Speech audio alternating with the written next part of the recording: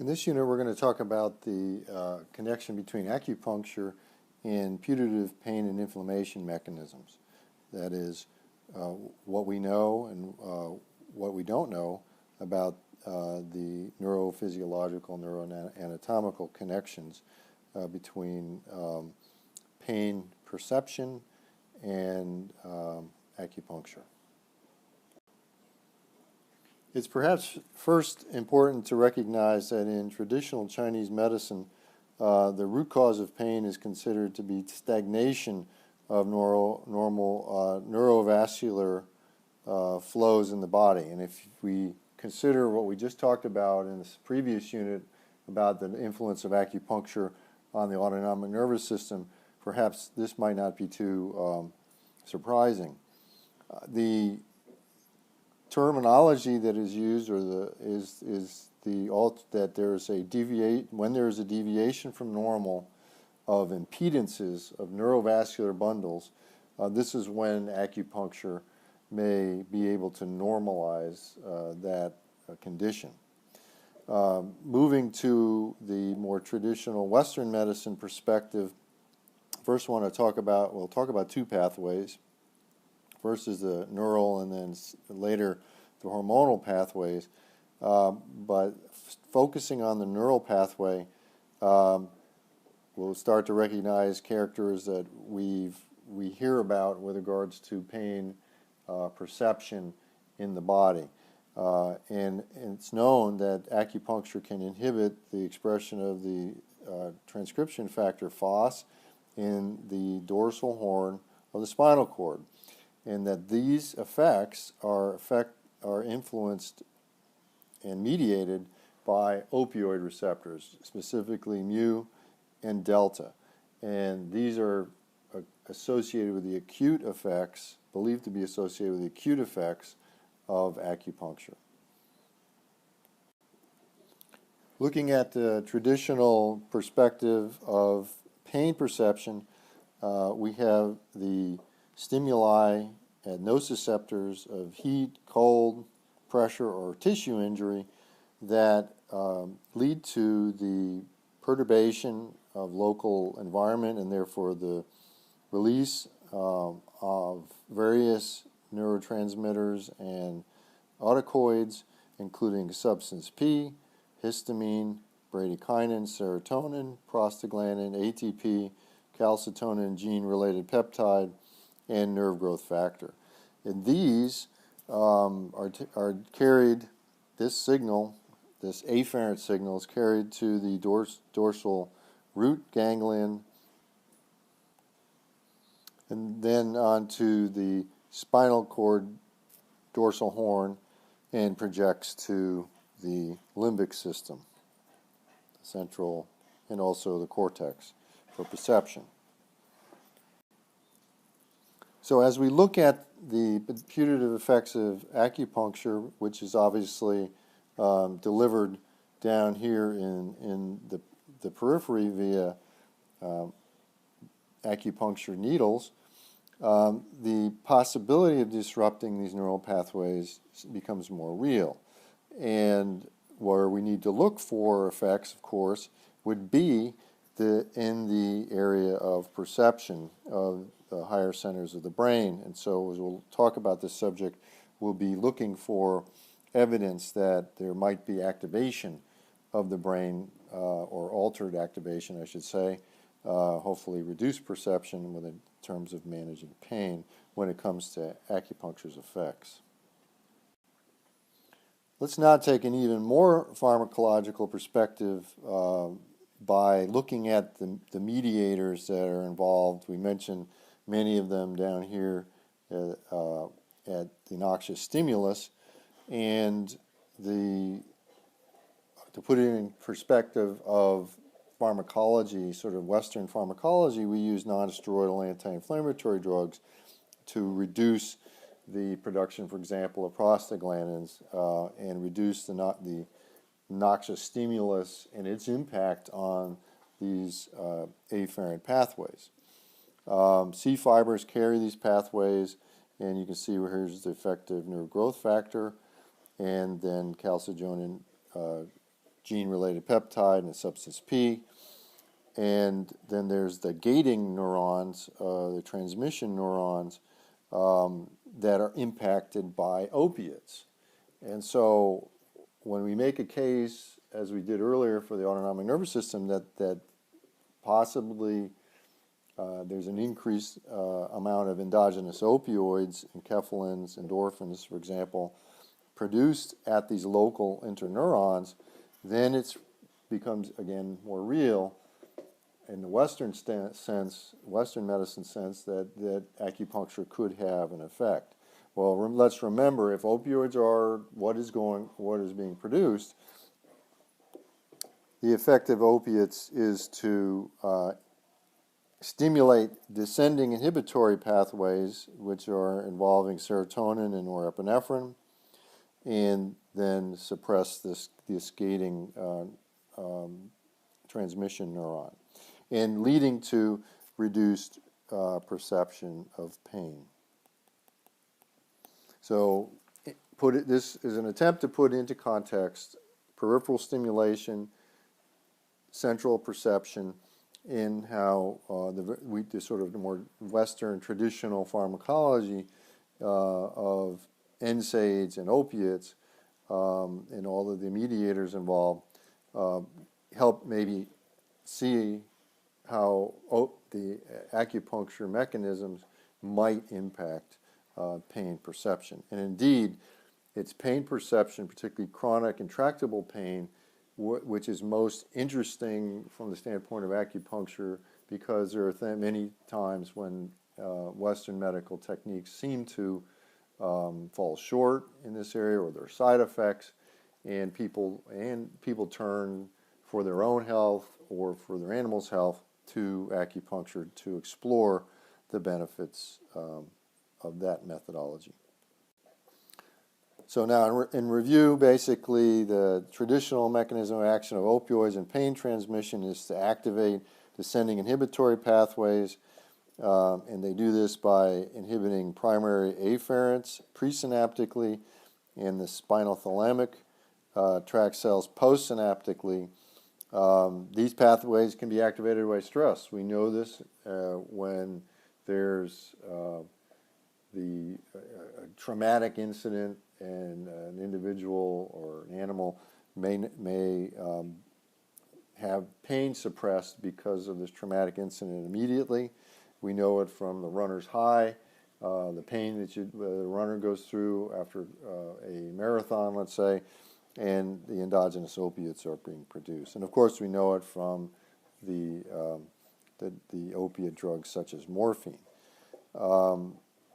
So this pathway is, if it's affected by acupuncture, and there's evidence that it is good evidence of connection of that modality with Western pharmacological procedures. To further drag you back to your traditional pharmacology, I've just listed out here some the locations of endogenous opioids where they're produced, and also the receptors. And this gets us into discussing what pathways seem to be most affected by acupuncture. And those pathways appear to be those affecting the mu and the delta receptors, kappa not being so much the effect. So what are the effects of the mu receptor agonism? It's analgesia, sedation, euphoria, respiratory depression, although that's in excess and a toxic amount, GI stimulation, and physical dependence, which generally isn't associated with acupuncture. And then the delta, also analgesia, emotion, and stimulation of appetite. So again, we're looking at mostly the enkephalins and endorphins as the endogenous opioid peptides that are being produced in the presence of acupuncture. Continuing our discussion of the effects of opioids centrally, if we think mainly about the mu-opioid receptors, basically these exist on the GABAergic neurons, And GABAergic neurons, we know, are the main inhibitory neuron within the central nervous system. And these normally are inhibiting dopaminergic neurons, and those dopaminergic neurons are involved with the inhibitory pathways, stimulating the inhibitory pathways in the ventral striatum and other targets. So if you look at the big picture of it, you have an inhibition by GABA, and so a stimulation of the descending pathways that are inhibitory. So it's an inhibition of an inhibitory pathway.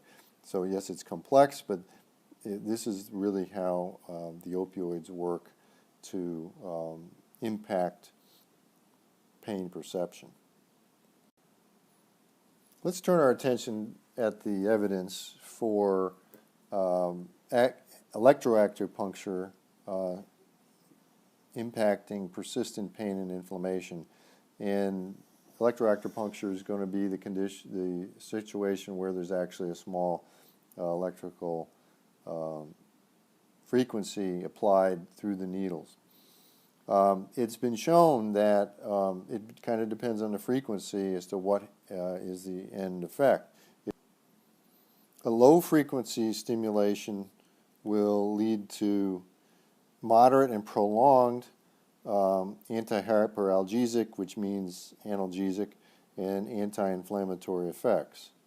Whereas a higher frequency stimulation will have a very strong short-term inhibitory effect on hyperalgesia, but little anti-inflammatory effect.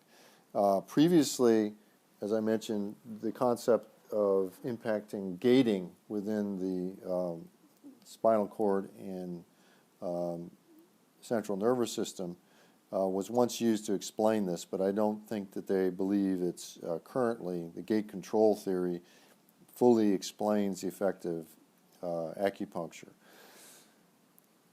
Functional MRI studies have been performed, and I'll show you some pictures of these in upcoming figures, have shown that there is distinct alteration in the somatosensory cortex and limbus that include the hypothalamus, amygdala, anterior cingulate gyrus, or ACC, you'll see that being the term used, as well as hippocampus. And it's very clear that this can impact perception, and in the case of hippocampus may even impact the stress, if you will, on long-term learning, because that's one of the roles of hippocampus. In the following study by Jung in 2015, the distinction between a genuine stimulus, acupuncture stimulus, and a pseudo-stimulation. We'll talk about these kinds of issues later when we talk about placebos in the context of acupuncture, but this is one way to do it. In the first session, the patient was stimulated in two acupoints, HT7 and PC6, and the participants were required to discriminate the stimulated location between PC6 and HT7. With the pseudo-stimulation down here, participants were informed that the electrical acupuncture stimulation would be given, but no genuine stimulation was given. Following the stimulation, either genuine or pseudo, participants were asked to discriminate the location and rate the intensity for 4 seconds. And this study and this paradigm was used to then show activation of various parts of the central nervous system, as we'll show you from functional MRI in the following figures. From the perspective of the behavioral response to this stimulation, there was a difference. There was a significant difference between the genuine acupuncture stimulation and the pseudo-stimulation, with the genuine acupuncture stimulation eliciting a greater and consistently greater response and an equal response between the 2 points. So there can be said to be something very significantly different in terms of the perception of this acupuncture intervention.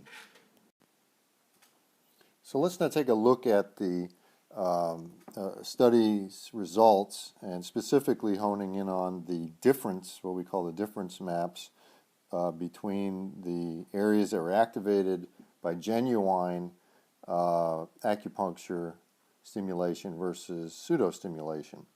And these are areas, the warm areas are those where there's activation, in the blue or cool areas are those that there was deactivation. And what we're looking at are, again, the functional MRI results, in this case with blood oxygen dependent response, or BOLD functional MRI.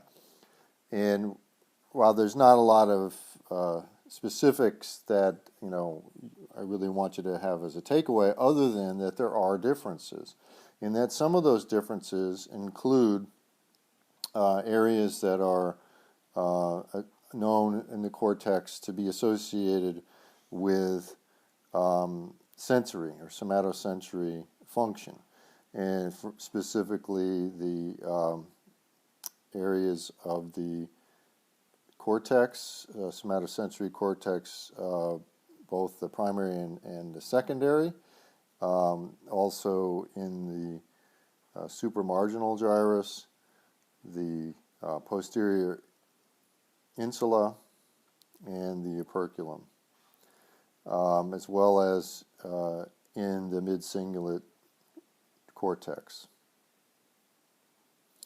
And showing some opposite directions, deactivation, which suggests regulation, is where the medial temporal region and the parahippocampus, and also precuneus. So, in a sense, the main point I want you to take away from this study is that when looked at, there's evidence that peripherally administered acupuncture does have central somatosensory perception effects. Now, how these correlate with the actual distinction between the perception, well, this study, doesn't really fully address that. However, it did show a difference that the patients could distinguish between the acupuncture, the real acupuncture, if you will, and the pseudo stimulation. So I think we can, with this very high level, 21st century evidence, we can say that there is an effect of acupuncture on these pathways that seem to impact the pain perception. However, there's also, it should be noted, how much of how large of a, and I don't show you those graphics, but there are many areas that were similar between the pseudo-stimulation and the genuine stimulation, which also suggests that there's a significant placebo effect with just placement of the needles. Let's now turn our attention to the hormonal responses, and these can be characterized as being stimulation of the hypothalamic pituitary adrenal axis and the release of glucocorticoids, which seem to have effects under pathological but not healthy conditions. Most of these effects are obviously on the inflammation abnormalities in the individual, and these effects are more delayed. As we said previously, through acupuncture, there's a stimulation of endogenous opioids, beta endorphin and metenkephalin. Well, these are the end product of the release of a larger peptide, a mother peptide, if you will, called pro-opium melanocortin, and that is then cleaved to ACTH and other peptides. And so this, again, connects the opioid pain suppression and the glucocorticoid. Now we're going to relate that to immune suppression and anti-inflammatory effects associated with acupuncture. So in this study by Wang in 2015, done in rats. We're looking at the effect of a model of stress, chronic stress, in the measurement of the major glucocorticoid in rats, which is corticosterone. And so the first thing I note is, if we're looking for, well, what does this model induce? It induces an increase of corticosterone, shown here, relative to the control, shown here. And we'd also note that there are, when you apply non-target points of electroacupuncture, that's indicated by here. So alone, without any abnormality, there's really no change. But when there is stress and non-target points, you have a mild reduction, shown here, and an even greater reduction when you hit the target points of the acupuncture, suggesting that there is an effect of a sort of a placebo effect, but there's a greater effect of hitting the right target with the acupuncture, at least with regards to reducing the stress associated with glucocorticoids. Now, what we also could address is whether there are situations where, in the mindset of traditional Chinese medicine, that there may be not just an excess of glucocorticoid associated with stress, but also a need for glucocorticoid to reduce inflammation. And while I don't have the data here, I think the argument would be that again, acupuncture would normalize a condition. Now, this effect, I think, shown by these data, is only seen in a pathological situation, in that model of stress, not in the normal animal. And I think that's a major point made by those that practice acupuncture, is that it helps to restore normalcy as opposed to do anything to the normal state itself. So on this slide, I just want to remind you of all the things that glucocorticoids do. And again, if we can make the connection between opioids and ACTH and pro-opium melanocortin, and we can see in glucocorticoids, we can see that there is the potential for a lot of metabolic effects that could happen in the animal, both on the fluid homeostasis, the tendency for altered glucose metabolism, altered lipid metabolism, and of course the effect of inflammation, or stress, or the reduction of stress, which we just showed, all due to acupuncture. And so if you can show, as many people who have tried to demonstrate the benefit or the evidence basis of acupuncture by measuring corticosteroids, you could see that this would be another way of tying it into the Western medicine concepts. And of course, these concepts of glucocorticoid effects are going to impact a variety of immune functions that I've shown here, the anti-inflammatory side, where you have reduced leukocyte accumulation, function, reduction in cell number, decreased complement, suppression of histamine-related reactions. You have the decrease of complement levels. You have altered immune complexes, and of course the metabolic effects, the reduction of prostaglandins and prostacyclins, anti-inflammatory, reduced chemoattractant effects, reduced breakdown of glycogen, lipids, and the increased conversion of amino acids to glucose as needed. So any effect on cortisol or glucocorticoids impacted by acupuncture could move upward or downward all of these potential immune-mediated effects.